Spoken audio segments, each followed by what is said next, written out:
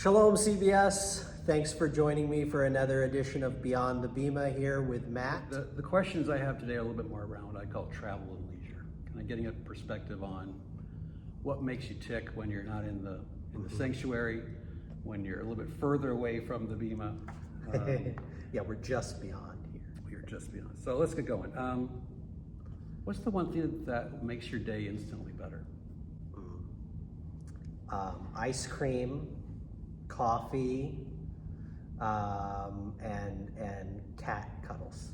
Cat cuddles. Yeah, animal love. Speaking of litter boxes, do you have a bucket list? I not literally, but there are many things I would want to do. Jenny and I have some lists that are like places we'd like to travel or restaurants we'd like to eat. So, you know, like most people who go on vacation, our lists are primarily about where are we going next and what are we eating next. Right? And where? So are you a beach family or a mountain family? We are a mountain family. We both appreciate the ocean, but we're not big on sand. Well, then that would rule out the ocean. Yeah. Where's the next place you'd like to go? So I've always wanted to visit Japan. Surprisingly, I've actually never been to Europe. I've only landed in airports in Europe, so a lot of the like classic, you know, Italy, France, Germany, I'd love to visit all those places. But Jenny and I are also trying to see a lot of national parks, and I think next summer we're exploring going to Crater Lake, back in my home state of Oregon. Excellent, excellent. What do you do in your day off? How do you spend your time? Well, you know, in truth, it's often errands, right? Or things like that that have to get done. But when I can really have a day off, I love to get a nap or read a good book. So it's a nice hot day here.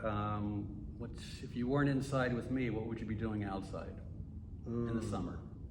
In the summer, hiking, barbecuing. I don't love sun, so I try to stay in the shade, but you know, I did recently go to Centennial Beach for the adult float on the weekend, so I could get behind that. And what about winter? What's your favorite thing to do in the winter? Outside. Outside in the winter, oh boy. You know, I still like a good winter or late fall hike. I love bonfires.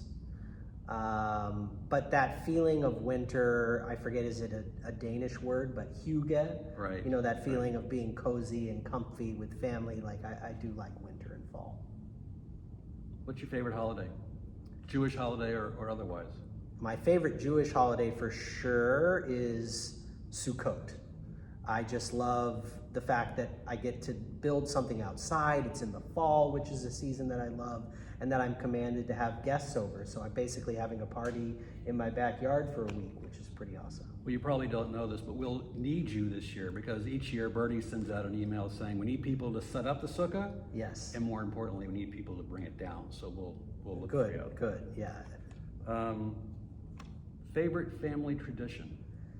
Favorite family tradition.